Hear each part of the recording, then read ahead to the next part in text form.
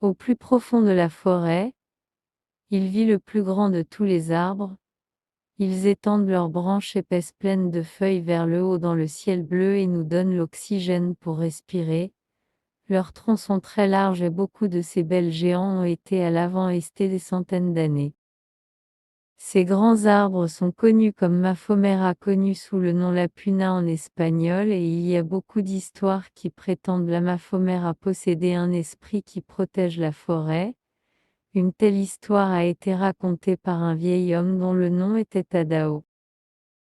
Un jour, il y a très longtemps, Adao et ses deux jeunes amis ont décidé qu'ils allaient gagner leur argent en abattant des arbres dans la forêt et la vente de bois d'œuvre à des agriculteurs locaux et les constructeurs.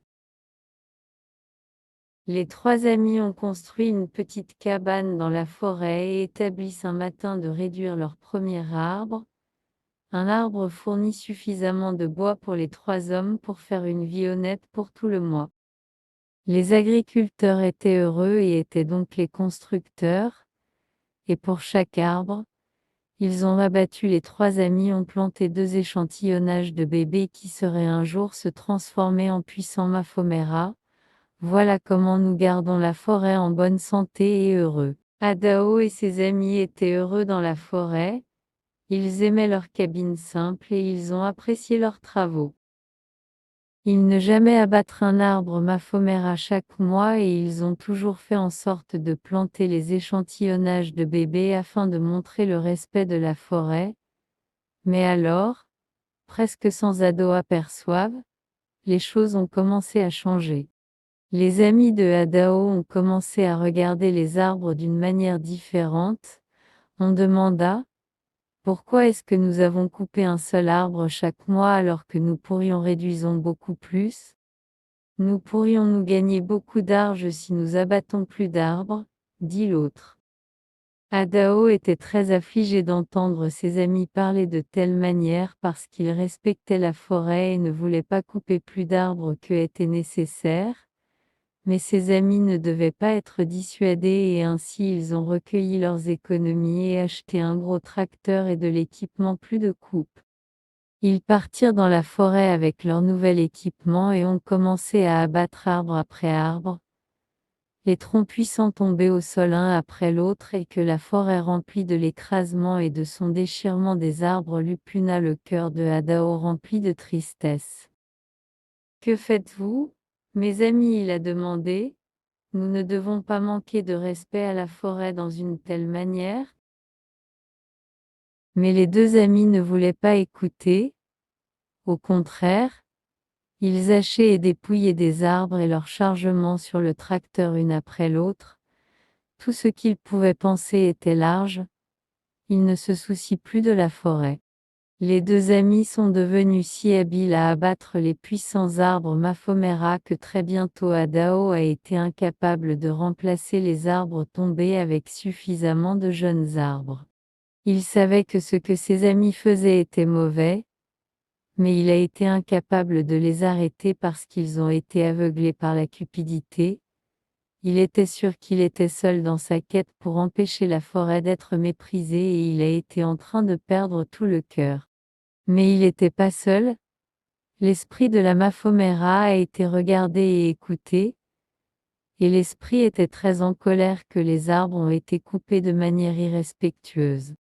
Cette nuit-là, comme Adao resta éveillé dans son lit dans la petite cabine, il a entendu les grands arbres d'agitation dans la forêt et était sûr qu'il sentit une présence étrange tout autour. Sur la brise, il pourrait faire des mots chuchotés dans la nuit. Vous ne devez pas traiter la forêt dans une telle manière. Vous ne resteront pas impunis. Je suis l'esprit de la Mafomera et je suis ici pour protéger et préserver les arbres et les animaux. Les prochains jours, les choses ne vont pas comme prévu pour les amis de Hado. Les deux hommes se sont réveillés à une douleur terrible dans leurs estomacs et rien il ne semblait pour soulager la douleur. Malgré leur malaise, la cupidité a tiré les deux hommes de leur lit et fait en sorte qu'ils ont recueilli l'équipement de coupe et préparé pour la journée à venir. Mais alors, le tracteur ne voulait pas démarrer.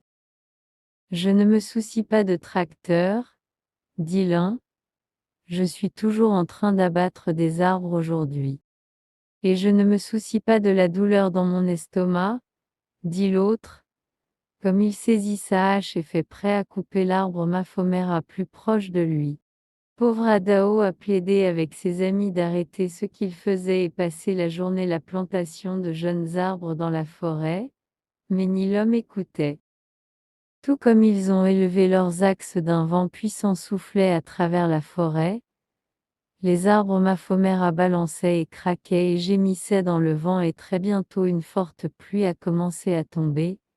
Le vent et la pluie ont détruit la cabine et renversé le tracteur. Ensuite, l'un des amis a laissé tomber sa hache et très mal coupé sa jambe. Le vent devenait de plus en plus fort jusqu'à ce qu'il ne reste plus rien de la cabine à tous. Mais quelques planches arrachées, le tracteur a été emporté comme une rivière voisine a éclaté ses bancs et il est alors que les amis de Hado devinrent soudain très peur. Nous devons courir d'ici. Ils ont crié, la forêt a détruit l'ensemble de notre équipement et il ne reste rien.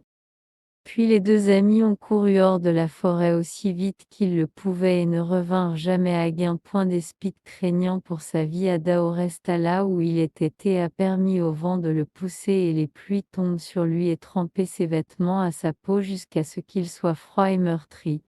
Je ne vais pas quitter la forêt, qu'il a crié au sommet de sa voix. Je vais rester et planter de nouveaux arbres pour remplacer les arbres que mes amis avides abattus. Je vais rester et faire jusqu'à ce que je meure et rien ne va changer mon esprit. Puis, tout d'un coup, les vents se calmèrent et les pluies sont venues à un arrêt brusque. Les nuages effacés et le soleil est sorti et séché le plancher de forêt. Adao était très reconnaissant, la tempête était terminée, et dès qu'il a récupéré ses esprits et séché ses vêtements, il se mit à la plantation de nouveaux jeunes arbres dans la terre. Il a travaillé dur toute la journée et a chanté à lui-même tout le temps.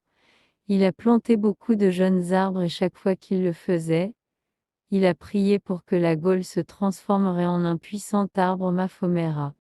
Toute la journée et toute la nuit Adao ont travaillé dans la forêt plantant ces gaules jusqu'à ce qu'il était trop fatigué et trop faim pour travailler plus longtemps. Il a grandi peur parce qu'il était épuisé et a besoin de nourriture et d'abri et de rappeler tristement comment la cabine a été détruite par la tempête. Mais quand il revint à la clairière, il a été surpris de trouver son petit permanent-il indemne de la cabine, un petit feu dans l'âtre et un modeste repas sur la table. Adao sut alors que l'esprit de la Maphomera avait créé la tempête comme il avait retourné sa cabine pour lui. Le gentilhomme assis à son dîner et regarda dans le feu avec des yeux larmoyants. Je vais continuer à planter de nouveaux jeunes arbres ici jusqu'à ce que je ne suis plus.